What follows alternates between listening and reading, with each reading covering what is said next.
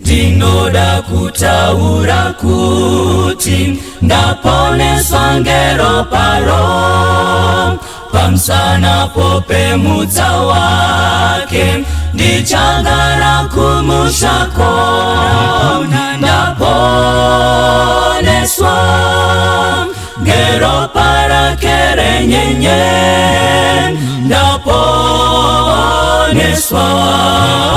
sendichiri mwana wake.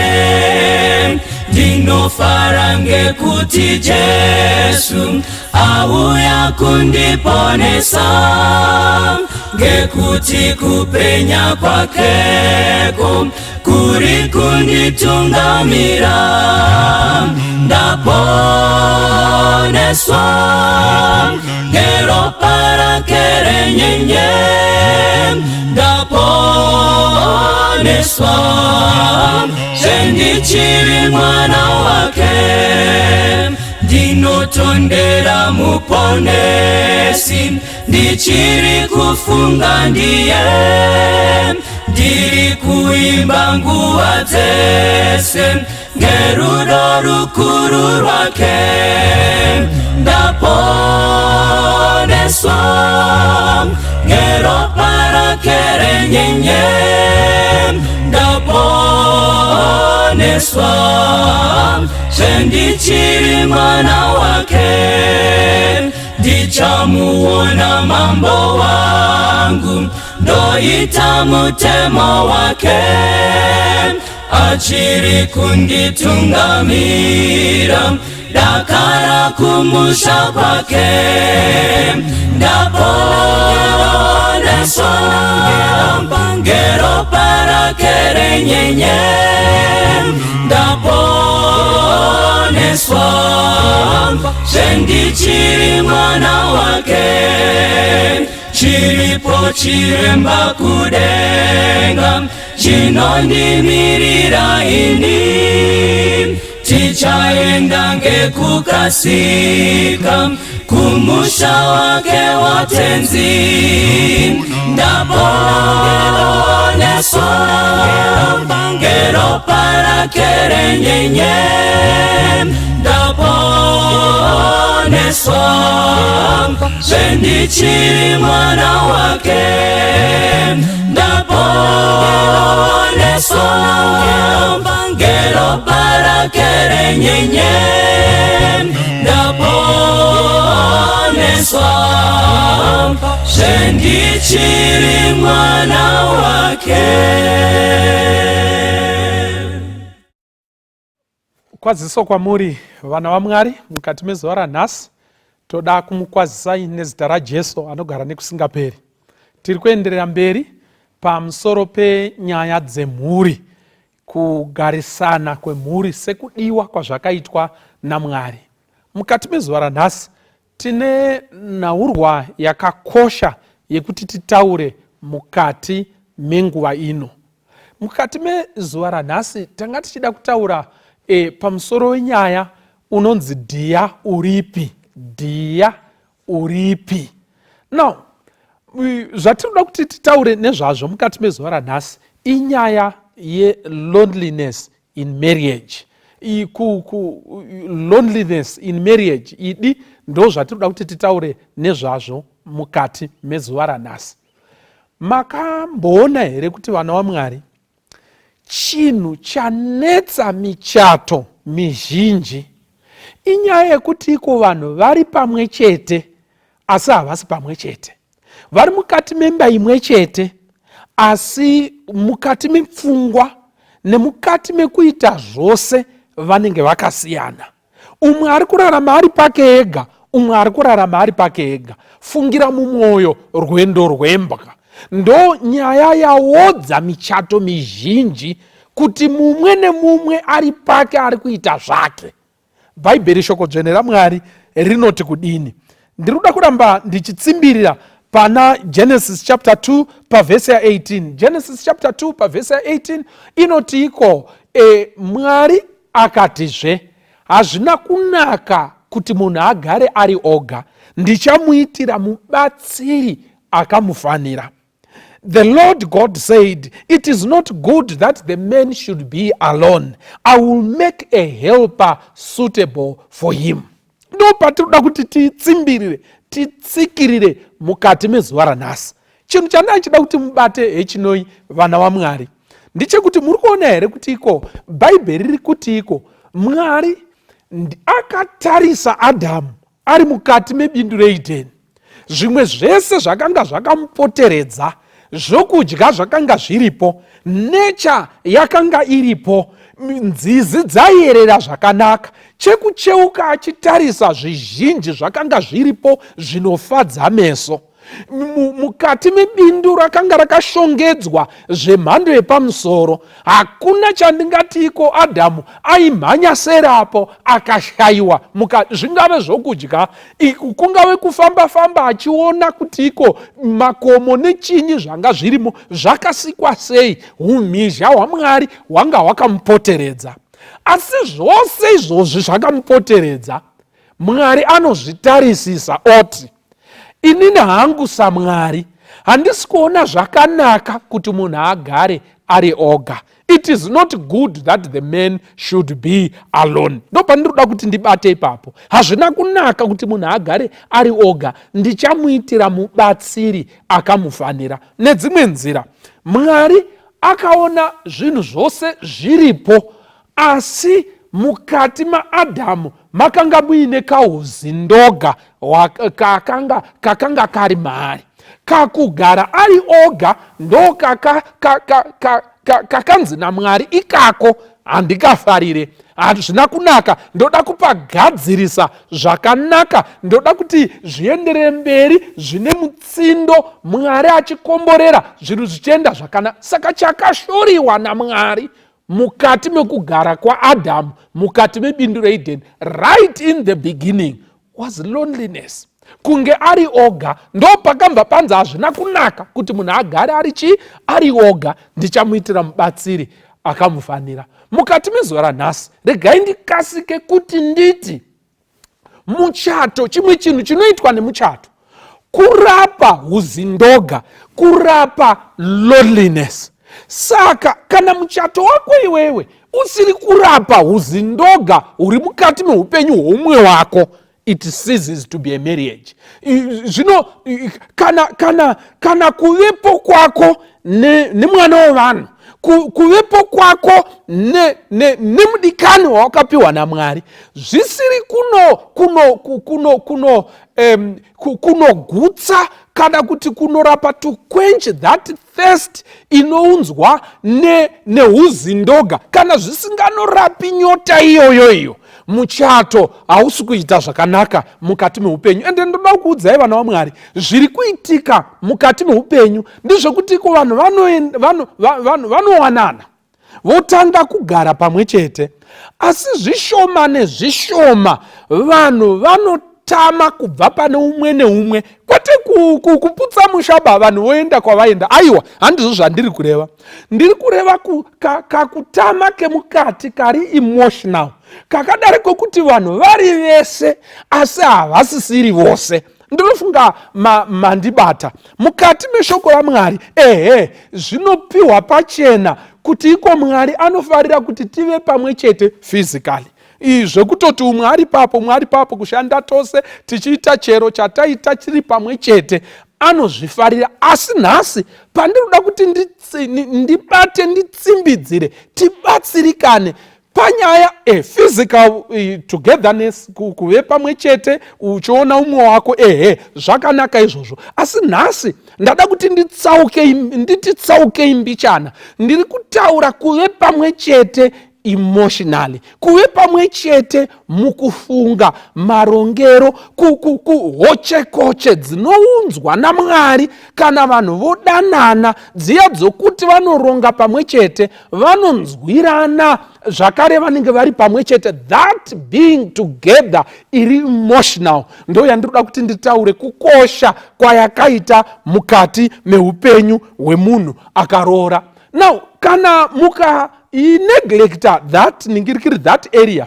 yekuve hochekoche, yekuve pamwe chete emotionally, mukazviti hazvina mhosva, mukararama musingazvikoshese, munotara mukana zvishoma nezvishoma, zvishoma nezvishoma, ende izvozvi zviri emotional ndo zvinozopa kuti iko muchiisa chidhindo, muchiseenzesa zviri physical pakuparadzana kwenyu. Kana paine chinhu chakakosha mukati meupenyu munhu akaroora, ndichekuona kuti ini nemudzimai wangu tichiri here pedyo, inini nevana vangu tichiri here hochekoche mukati mepfungwa nemukati mekurarama emotionally, mukati mekurarama kwenyu. Saka hazvina kunaka kuti iko munhu ararame agare ari oga. Kugara uri oga kuri kutaurwa panapa, kana kuti kwandinoda kuti nditsimbidzire panapa, ndikuya kwokuti iko vanhu vanenge varimo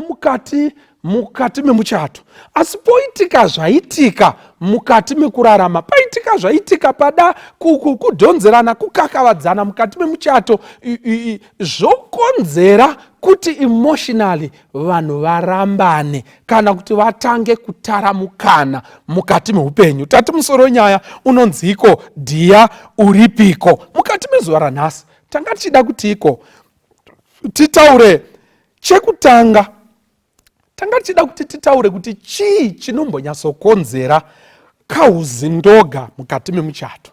Kakutoona wangu wega hamusina kukochekerana neumwe wako emotionally, chii chinokonzera chii chinokonzera izvozvo. Tichataurawo zvakare kuti iko chinombonzi loneliness chimbori chinyi mukati memuchato, emotional loneliness chinyi mukati memuchato. Chechitatu tichataura kuti iko what are the signs and symptoms, zvinoonekwa zvinonyatsoratidza kuti iko muchato uyu loneliness kana kuti uzindoga hwatopinda mukati memuchato uyu. Chekupedzisira chatichataura mukati mezuva ranhasi ndechekuti iko tinorapa sei kana vanhu vataramukana emotionally, tinorapa sei, tinozvirapa sei mukati memuchato kuti uchienderera mberi zvakanaka. Ende ndoda kukuudzai vana vaMwari, zvose zviri kunze zvatingaite zvekuonekwa tiri tese, zvokuonekwa tichifamba tiri tese, kazhinji kacho hwaro, foundation, midzi yacho inenge yakanyura mukuve pamwe chete emotionally. Saka zviri kunze zvinozoonekwa nevanhu zvinotobva pamidzi yezviri kuitika mukati mehana dzedu, kauhochekoche nekaushamwari katinako mukati mehana dzedu emotionally. Ikakako ndo kanozokonzera kuti kuve nezvibereko zvekufamba pamwe chete, zvekuita zvinhu zvedu pamwe chete, kubatana ruoko tichifamba tiri pamwe chete. Makamboona kuti iko kana pasina kauhochekoche ikakako, kana mabva kumba musiri kuwirirana zvakanaka, kunyangwe kuda kubata ruoko rwomukadzi nekuti maona vanhu anokwakuka kukutiza nendava yekuti ari kushamisika nekuti mabvauko musiri pamwe chete, nawo maakuda kuve pamwe chete physically. Zvinototyisa, unovhundutsa vanhu ukadaro. Saka chakakosha, the foundation yekuzoonekwa muri mese physically is the foundation, kana kuti hwaro hwacho hunobva pakuve pamwe chete emotionally. Saka ngatitangei tienderere mberi. Maybe totanga nekuti iko what is loneliness in marriage. Chinombonzi loneliness in marriage chii? Mukaona mukati memuchato wenyu maakugona kufamba pamwe chete, hapana anorwara, but mofamba kubva muHarare kusvika Buluwayo pasina kana mumwe chete ataura nemumwe, there is something very very wrong. Pane kazhinji kacho pane chiri kunetsa. Kana mukaona zviya, tinoda kutsanangura kuti chii chinonzi uzindoga mukati memuchato. What is loneliness in marriage? Loneliness in marriage zvinouya paya kana wamutorwa kune mumwe wako, zvakadaro zvekuti mukasiyiwa muri pamwe chete muri vaviri, munototanga kushaya kuti zvinototangira papi. Makamboona here kuti kune vanhu vanofamba semenzaniso wandatora kubva muHarare kusvika muBuruwayo vachidhiraivha, umwe akagara parutivi, mumwe akagara pasteering achityaira vachienda kuBuruwayo, votadza kutaura pamwe chete, vanenge vakafundumwarirana. Kana patori neWhatsApp, anotonyura paWhatsApp ipapo, uye ari kuitozve, vanotaura zvinhu zvine basa chete. Ende zvine basa ndezvekuti mapurisa muri kuaona here ayo. Kana kuti takuda kuenda kutoireti, momiriwo panhingirikiri panotoni hameno panenge pachida kuti pamirwe, vanotaura zvine basa chete. Kana vapedza kutaura zvine basa, they go back into their shells. Vanodzokera pakuve umwe nemumwe, fungira mwoyo, rwendo rwembwa, nyaya anenge achitaura musoro make zvichipindurana, yeti pane mumwe munhu atori pasaidi pako. Mukaona zvadaro mukati meupenyu, zvakurema kuve neumwe wako, wakushaya pekutangira. Kana uine umwe wako, chizivai kuti mane chirwere chinonzi uzindoga mukati memuchato wenyu. Nokuti tichida kuti tienderere mberi zvakare kuti iko chinyi chinokonzera uzindoga, chii chinokonzera kakuzongoerekana ida hamuchanakidzane, hamuchagoni kutamba pamwe chete. There is not that emotional connectivity yasara iripo. Chii chinombokonzera kuti michato isvike pakadaro? Chekutanga chandanchida kuti tingwarire, tichenjerere pachiri, inyaya ndingati kuita sei, yekusaremekedza umwe wako kusvikira pakuita iya inonzi nechirungu bullying, kuvhundutsira mumwe, kugara mumwe achithreatenwa mukati meupenyu, achiudzwa mashoko akasimba ari negative ekumuchichidzira. Bullying and terrorizing ndo chekutanga ichocho. Kana ukabhula umwe wako, zviya zvekuti pane chaaruda kutaura, ameno zishoko magara mwoyo maviri matatu anotaurirwa ziso rakati dhee rakabuda kunze, omva angonyarara. Mukaona zvichidaro, zvinokonzera uzindoga. Munhu anozongoti hazvinazvo mhosva, onyarara, osiyana nazvo, asi zvichimudya mwoyo. Izvozvo zvinokonzera loneliness, kakuzongogara mukona mako wega emotionally, rwangofungira mwoyo, rwendo rwembwa, hauchagoni kana kutaura, hautozivi kuti chichamushatirisa chii chandingataure mukati mezuva ranhasi. Kana paine bullying mukati memuchato, zvinokonzera kauzindoga, zvinokonzera kuti mumwe agare hake pake ega mukati mepfungwa dzake, achizviitira zvinhu zvake mukati meupenyu. Izvi zvinokonzereswa pamwe nechisimba chaunenge uinacho, maybe kubasa kwako kune simba chaizvo, ameno kuti unoita rei mukati meupenyu, wokonzera kalangweji kasina rudo, kalangweji kechisimba, kalangweji kunonzi kubhurudoza munhu, kumushayisa chokutaura mukati meupenyu. Izvozvo zvinokonzera kuti kunyange ari murume kuti anyarare zvake. Vamwe vanofungidziswa pei yaanotambira kana akuda kutaura point yake, anobva angonyarara. Anofungidziswa kuti hausati waroora, omva angonyarara. Mumwe anofungidziswa kuti hauzvare uri ngomwa. Those threatening words dzinokonzera kuti munhu adzokere sakamba mukati, osiyana nazvo, then they become lonely mukati memuchato waari. Saka point number 1, bullying and terrorizing, zvinokonzera loneliness mukati memuchato. Tiri kuti what are the causes of loneliness mukati memuchato? Chechipiri chandaka observa mukati meupenyu hwevanhu ndichekuti vanhu kazhinji kacho tine mapurogiramu akawandisa aruda kuitwa nguva imwe chete, mahectic schedules. mukati meupenyu hwedu.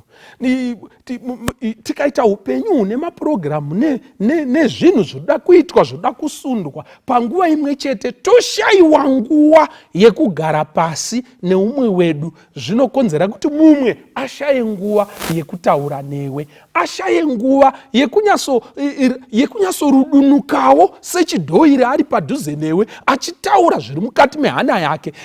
Izvo makamboona kuti iko kune vanhu vari bhizi vasati vatombopuwa basa, vatori bhizi nakudhara. Wakambotaura here nemunhu wekuti iko it's hard for you to finish a sentence, makatarisana mumaziso, vanongoramba vachiringaringa, fesi yacho yemunhu wacho inenge iri bhizi. Vamwe ndakazonzwa kuti iko zvinonetsa mufundisi ndezvekuti iko bedroom racho ratoo courtroom, tofanirwa kupinda mubedroom toita zvomo, tofara tirimo mubedroom, asi ndo panounzwa nyaya dzinotyisa, munhu otanga kutaura zvinhu zvisina maturo, irinenge yatoo courtroom, haisisiri bedroom. Naimi vana vaMwari, okubatira kupi mukadzi kana kuti murume? Okubatira kupi kuti akuudze kuti fizi yakashota? Neubhizi wawina. Pane vanhu vekuti iko vari so bhizi kutsvaga mari zvakadaro zvekuti haana kana nguva then yekuzobloka for the family and his wife.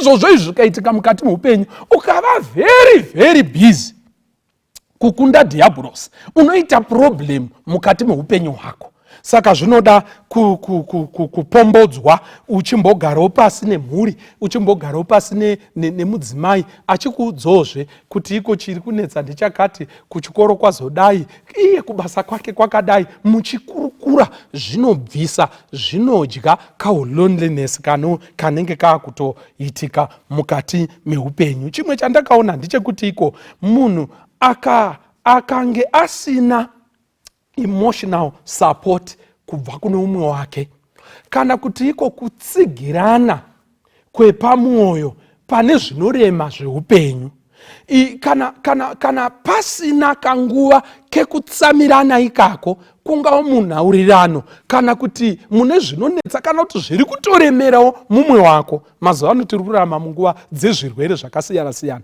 Maybe umwe wako anotonetsekana neurwere hwaainawo, madhokotera vanana paanoverenga achitsvagisisa pamusoro pechirwere chake, chinenge chingunzi chakashata, chinouraya munhu nguva isi chakati zvakati chichitsanangurwa. Zvese izvozvo zvinorema mukati meupenyu. Ukashaya munhu wokuzemberana naye mukati mekurarama, zvinhu zvakamira zvakadaro zvinowanzonetsa mukati meupenyu. Saka kushaya that emotional support mukati meupenyu, kushaya wokuzembera pane zvinokushungurudza mukati mekurarama, zvinokonzerawo zvakare emotional loneliness mukati memuchato.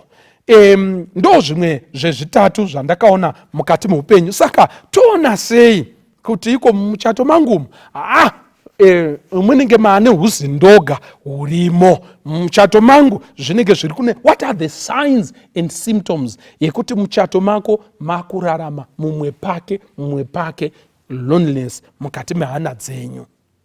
Chekutanga, mukada kuti mutarise mukati meupenyu, mukaona makukanganwa mazuva akakosha mukati memuchato wenyu, kazhinji kacho kamwe kasaini kekuratidza kuti makochorana, hamusina hoche dzekubatana pamwoyo kune umwe nemumwe, emotionally you are no longer connected, kana tichitaura nechingezi. Kana mukaona makukanganwa mazuva akakosha, mazuva akakosha anouya pakawanda. Mazuva akakosha ari padhuze atingafunge nezvawo ndeyekuti iko munhu akazvarwawo musi wakati, ndo musi wakatozvarwa ka, inonzi birthday nechirungu.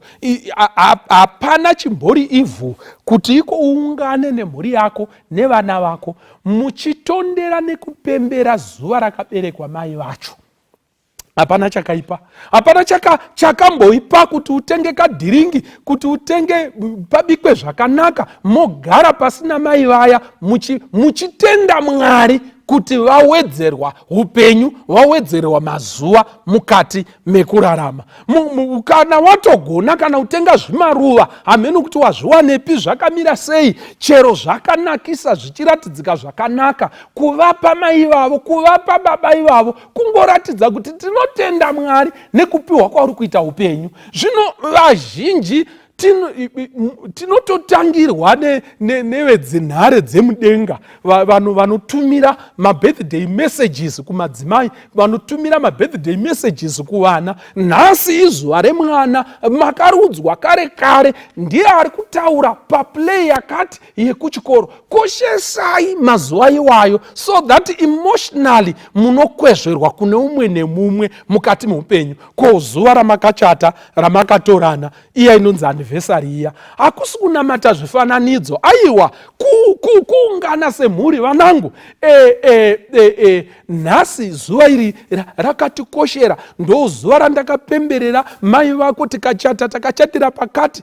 tikaita zvakati, toda kutenda. Nhasi taane makore 22 tiri mukati memuchato, uchiudza vana vako how grateful you are for that marriage. Zvinovasimbisa mukati meupenyu. Now, kana iwewe zvakungoenda zvangozvidembo pamadhorofiyo, zvakungoenda zvakadaro pasina anozvicheuka, kazhinji kacho mukati mekurarama panenge pachiratidza kuti iko emotional loneliness yamo mukati mekurarama kwenyu.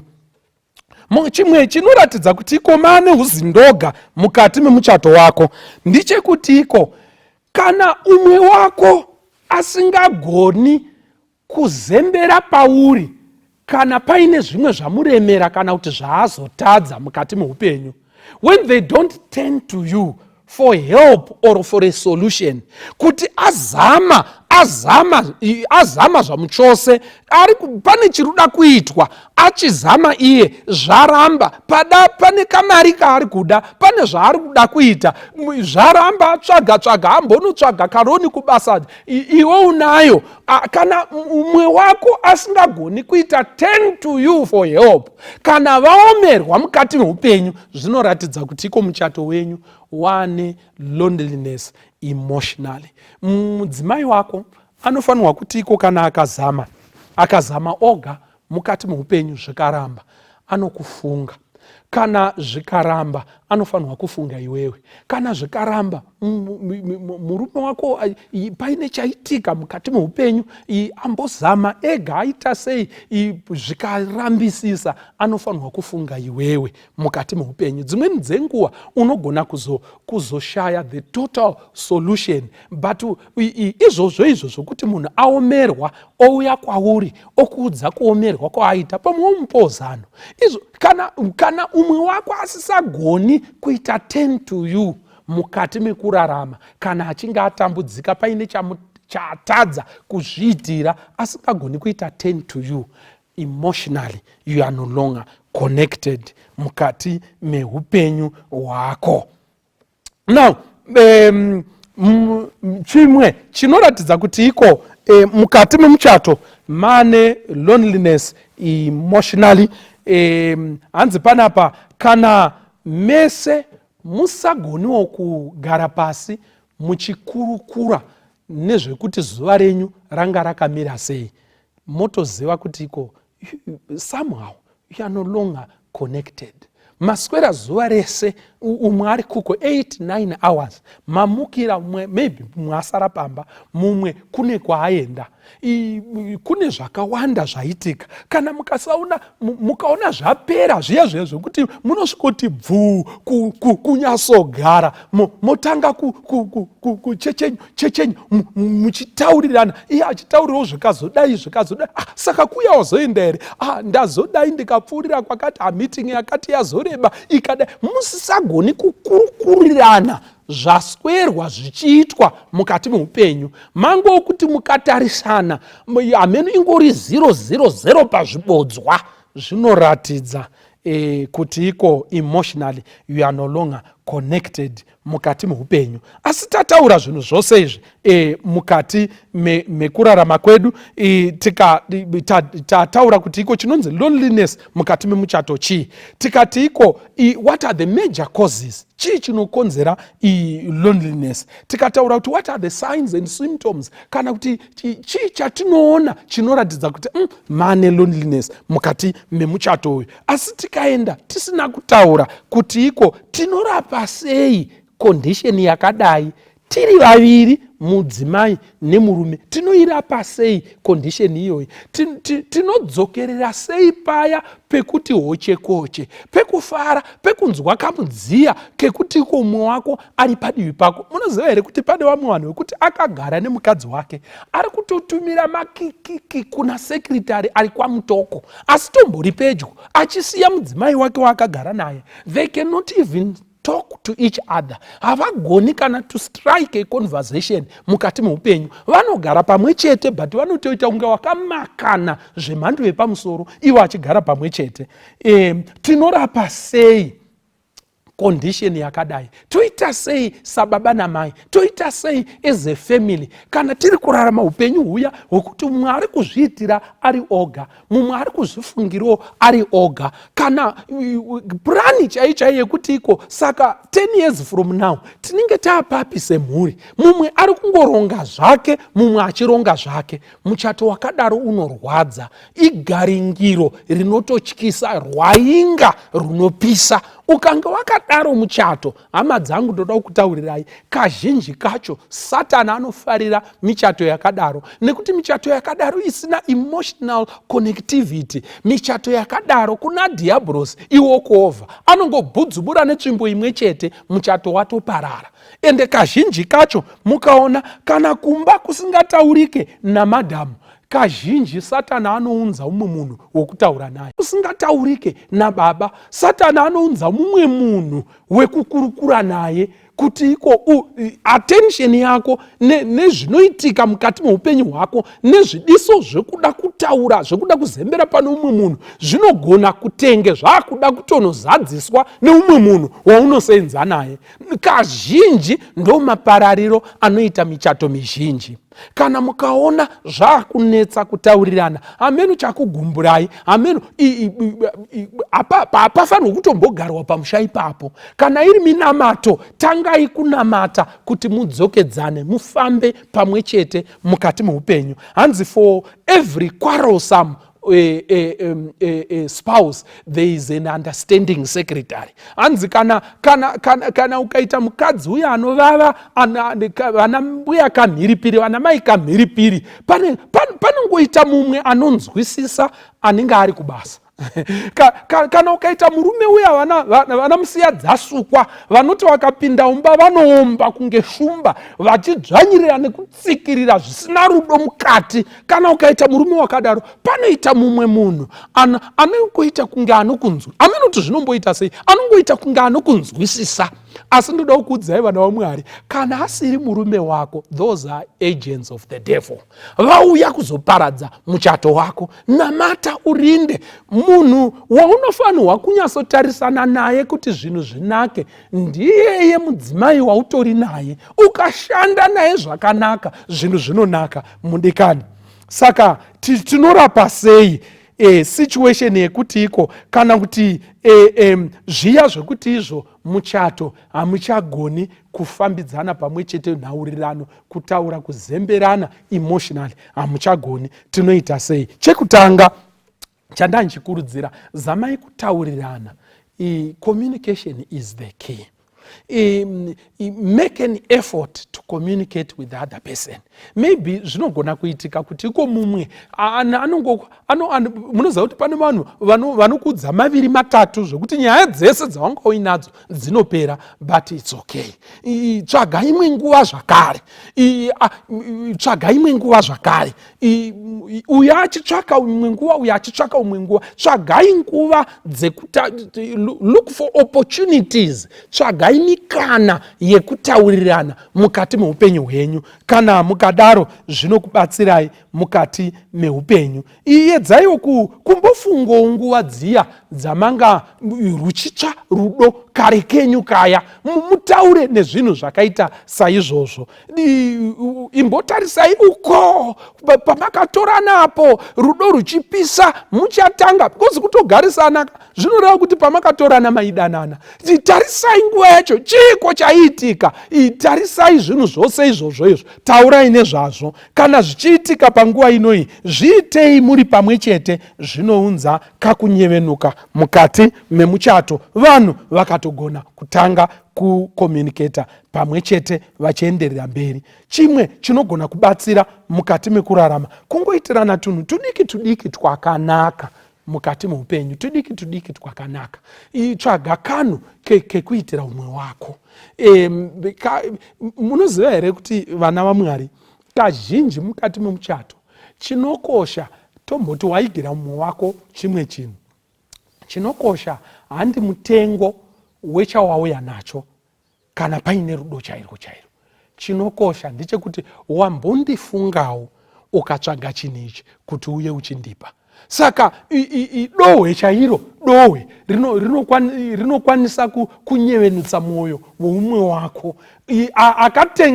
Akatengerwa Chrysler achitorara aine stress, iwo nyevenutsa mwoyo nedohwe. Mindi chairo, Kristo mindi rinokwanisa kutonyevenutsa mwoyo mumwe achitadza kugara kumumba yekuganhiu yaakavakirwa neumwe wake. Saka chakakosha handi kudhura kwechipo, asi chakakosha ndichekuratidza kuti ndambokufungawo. Itiranai tunhu tudiki twakanaka mukati meupenyu. Ndakaona mumwe munhu anogona kuita bhizi mukati memba, pamwe ndimai varikuda kubuda kunojoga or anything or something, bhutsu dzavo hadzina kusungwa, varikuda kuedza kubata uku nguva yavo yekubasa yakuda kukwana, kungovabetsera on something, kuvatambidza chero chavari kudo kuti vabude nacho. Makanganwa foni yenyu kakubetseredza pazvinhu zvidiki chaizvo.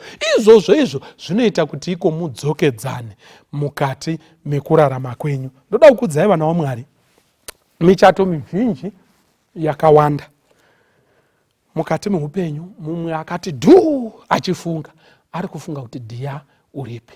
Vakawanda vanoshuwira kudzokedzana nevarume vavo chaipo pavakanga vari. Asi zvikoniso zveupenyu nekurwiswa kwemichato kunoitwa nadhiabhurosi kunokonzera kuti vanhu vapfatsurane, vapatsanurane mukati meupenyu. Vakaropafadzwa vanodzokedzana, vanotsvaga izvi zvakawanda zvekuita kuti uko vadzokedzane neumwe wake. Munoziva here kuti iko right in the beginning, vanhu pavakaparadzana physically, Adamu aenda uko, Eve ari uko, hanzi zvinonzi iko, Bhaibheri rinoti iko nyoka yakatanga yakataura nemukadzi. Makamboona here kuti iko, handifungi kuti Adamu anga ari padhuze, anga ari mudivi, anga ari padivi paEve pavakataurirwa nawo, Eve pavakataurwa naye nenyoka. Handifungi kuti iko vanga vari pamwe chete. Mumwe anga ari kuku, mumwe anga ari kuku. Huzindoka kakugara wega. Satana anofarira kutaura nevanhu vari vega, kunyanyisa kana vakaroorwa kana kuti vakaroora. The devil loves to speak to lonely women and lonely men. Kazhinji kacho Satani kana achida kuuya nesimba anokutaimira paya paunenge wawega, usina wako, usina wokuturira zvakadzvanya mukati memba, pasina wokutaura naye, musingataudzane. Satani kazhinji ndo paanoda kutaura nevanhu ipapo. Ende paakataura pazhinji pacho, kunyange pana Adam naEve, in the case of Adam naEve, paakataura naEve akabudirira. Zvakatozotora rufu rwaJesu pamuchinjikwa kuti chitema chitovewe, chirapwe, kuti iko vanotenda muna Jesu vagowana upenyu husingaperi. Asi tarisai, murume anga aparadzana nemukadzi wake, vapfatsurana, umwe ari kuko umwe ari kokoko. Dhiabhurosi ndo paakapinda ipapo. Musaparadzane even physically, musaparadzane unnecessarily physically, musaparadzane, and zvakare emotionally musaparadzane. mukatongoona makuda kuti umwe nekuko mukufunga chaimo emotionally mukati memwoyo mukazoona kuti hamusiri mese inguva yekunamata nekudzokedzana, nekuti vakaparadzana emotionally vakarambana asi vachiri pamwe chete ivavavo havararame nekusingaperi mukati memuchato. Mwari ngatibatsire mukati mezuva ranhasi ave nesu tigoziva tigongwarira kuti iko Mwari haafarire kuti iko tigare tiri toga mukati memuchato. Zviya zviri kuitika zvekuti vana vanenge vari mukona hautombozivi zviri kuitika mukati mepfungwa dzavo. Mudzimai zviri kungomunetsawo ari kwake uko, iwewe sababa uri kungosundana neupenyu nemadhiri nekutsvaga mari. Hapana anozivawo matambudziko auri kusanga, haunawo kuturira.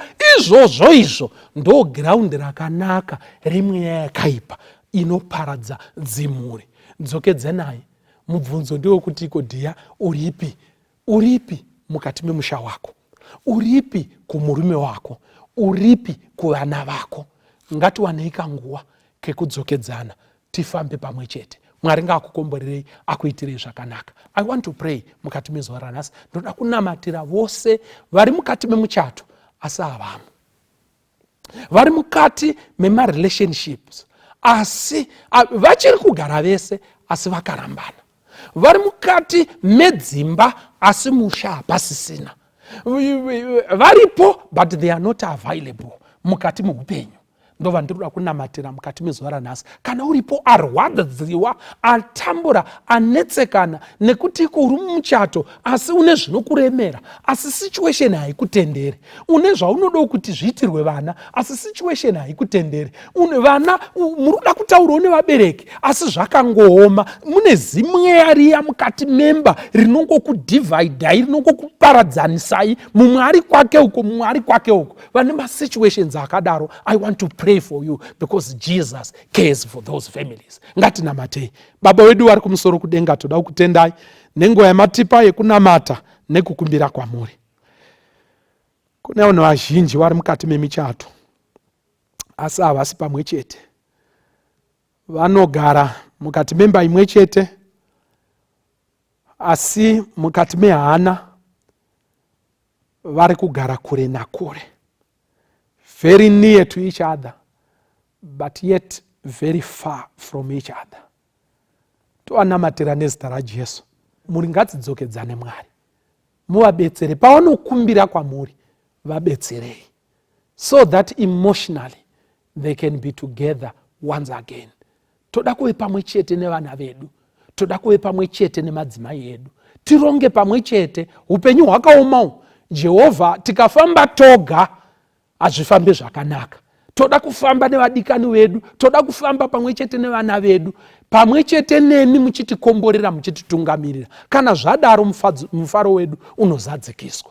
Tatenda hedu chiropafadzai vari kurwadziwa, vane michato isiri kunyatsofamba zvakanaka, vana vari mumafamilies kusiri kutauriranwa, pasina kugara pamwe chete, pasina kutombodya pamwe chete. Todokumbirawo kuti mupindire mukati memhuri idzodzi, muunze kudzokedzana, that togetherness emotionally ngaidzoke kuburikidza nezita raJesu anogara nekusingaperi. Amen. Tenziko zowarini musati masvika, moyo yedu yaneta nekungumirira, yowarini yonguwa inopenya kwazvo, kupenya kwembirine kuonekwa kwenyu, kozowarini tenzi mubude kumusha, matononoka tenzi vamwe vadzokera, tenzi vatendi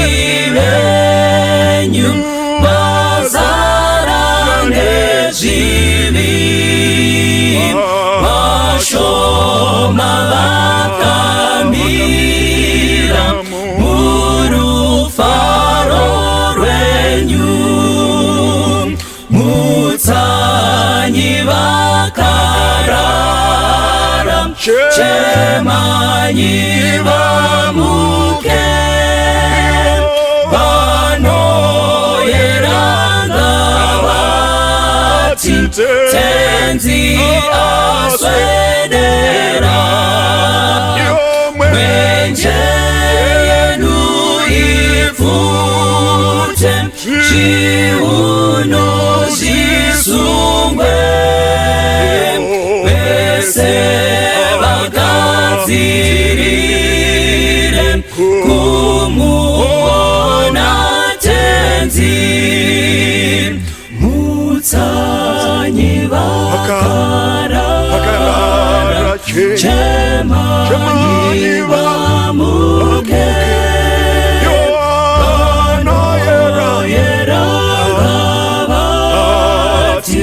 tenzi aswedera mwenje yenu ifute chiuno zisungwe vese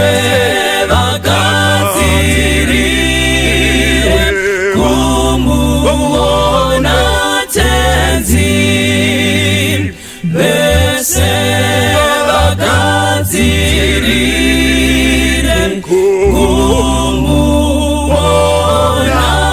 tenzi.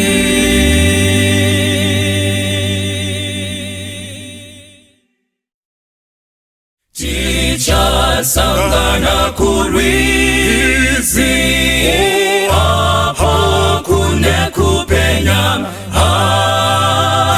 mvura yakanakisisa yava kuna Jehova unde twasangana iyo parwizi rwakanaka kudenga twasangana nevanoyera pachigaro cha Mwari iyo pagombe perwizi rwakavira kuchena tichafamba nekutenda nguva dzese twafara unde tosangana iyo parwizi rwakanaka kudenga tosangana nevanoyera pachigaro cha Mwari kurwiziro runopenya mitoro ticharasa tosunungurwa ngemutsa tokashira chiremba unde tosangana iyo parwizi rwakanaka kudenga tosangana nevanoyera pachigaro cha Mwari tosvika nekukasika nerwendo ruchapera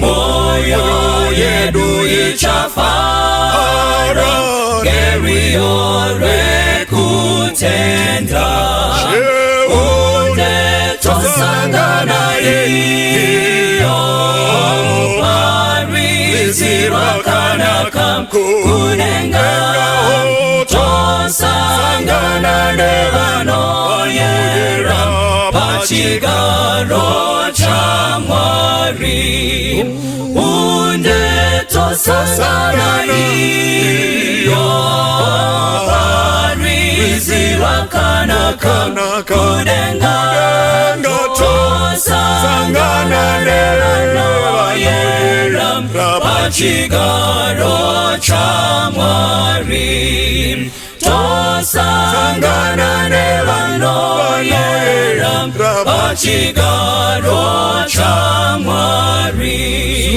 tosangana chigaro cha